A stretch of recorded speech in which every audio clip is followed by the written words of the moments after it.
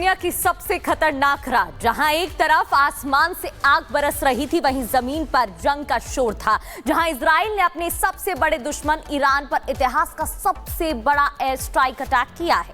200 fighter jets, 6 target, 100 से ज्यादा धमाके और ईरान की परमाणु महत्वाकांक्षा पर सबसे बड़ा प्रहार किया गया है। आइए आपको बताते हैं कि इजराइल ने ईरान के उन 6 ठिकानों को क्यों चुना और किस तरीके से एयर स्ट्राइक हुई है।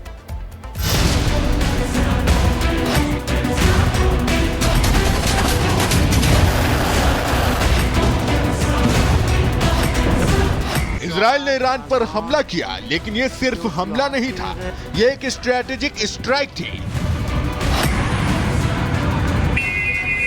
प्लानिंग ऐसी कि दुश्मन को जवाब देने तक का मौका ना मिले।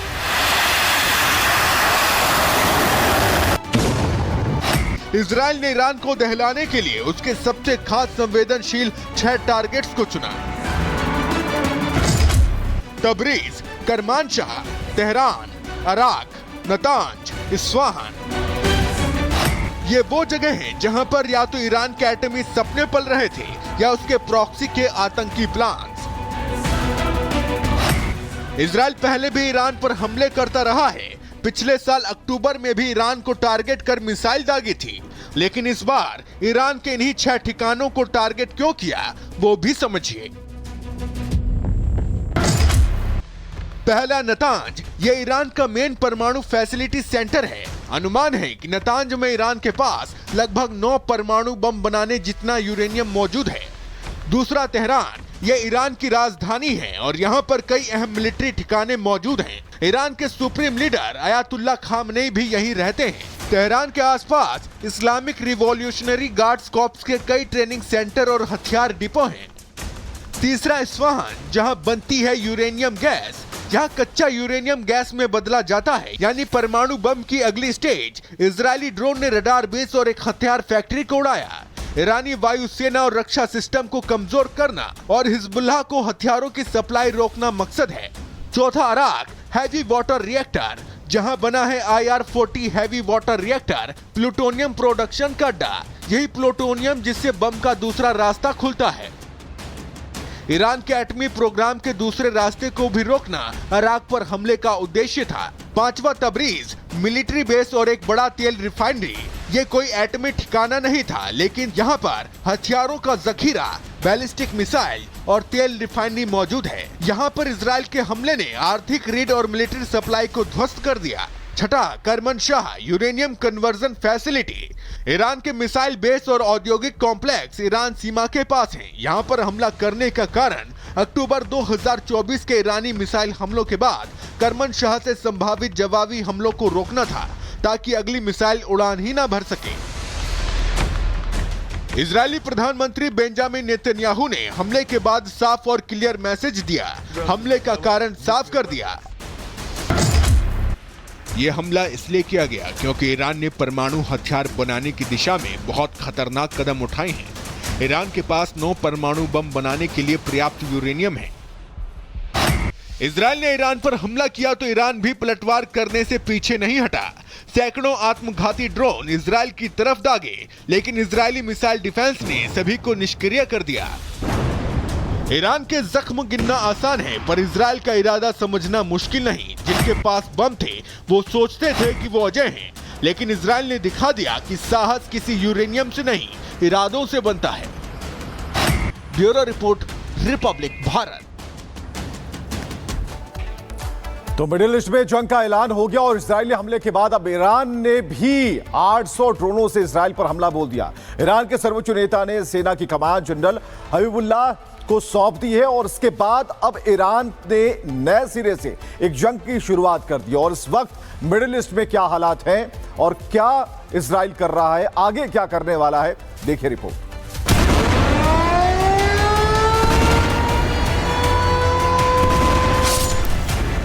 मिडिल ईस्ट में आखिरकार जिसका डर था वही हुआ। इजराइल और ईरान के बीच जारी तनाव ने आखिरकार खतरनाक मोड़ ले ही लिया। अब तक जो अटैक वार पलटवार तक सीमित था, आखिरकार उसके आमने सामने की जंग में तब्दील होने की आशंका मंडरा ही गई। और यह आशंका इसलिए क्योंकि अब ईरान ने अपने सबसे ताकतवर जनरल हुसैन सलामी और आर्मी चीफ मोहम्मद बाघेरी की मौत के बाद इजराइल पर जोरदार अटैक कर दिया है। ईरान ने इजराइल पर यह हमला 800 ड्रोन से किया है। 800 घातक ड्रोन से इजराइल पर हमला किया है। ईरान ने इजराइल से बदला लेने का ऐलान किया है। इजराइल के शहरों में बजने लगे हैं युद्ध के सायरन।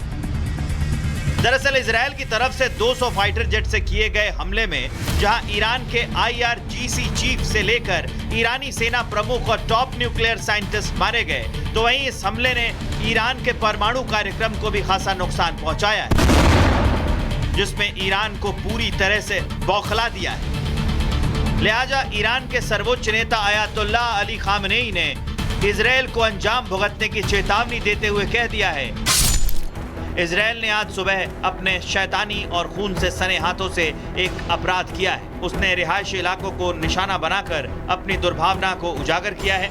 इस्लामी गणराज्य के सशस्त्र बलों की शक्तिशाली शाखा उन्हें बिना सजा दिए नहीं मानेगी। इजराइल ने अपने बुरे वक्त को न्योता दिया है। इस बार ईरान की यह धमकी कोरी नहीं है। ईरान ने इजराइल पर 800 ड्रोन से अटैक करके अपना खतरनाक इरादा जता भी दिया है।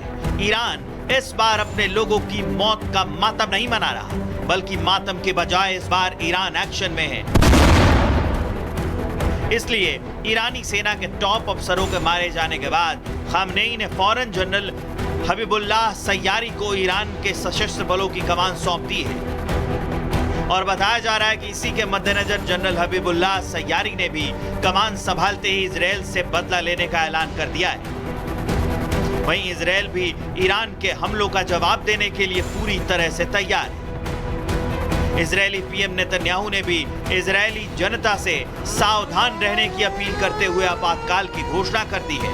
इजराइल के शहरों में युद्ध के सायरन बज रहे हैं, जो इस बात के संकेत हैं कि अब मिडिल ईस्ट के ऊपर जो युद्ध के बादल मंडराने की आशंका मात्र थी, वो अगले कुछ घंटों में तबाही का रूप ले सकती है।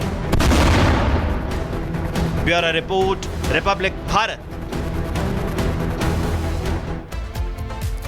बढ़ते आगे, इजराइल ने ईरान के परमाणु ठिकाने पर टारगेट अटैक किया। ईरान के नतन न्यूक्लियर साइट पर अटैक के बाद बर्बादी दिख रही है। जो तस्वीरें आ रही हैं वो साफ बयां कर रही हैं किस तरीके से वहां पर बर्बादी के जो स्थिति है। सैटेलाइट इमेज में तबाही साफ साफ नजर आ रही है।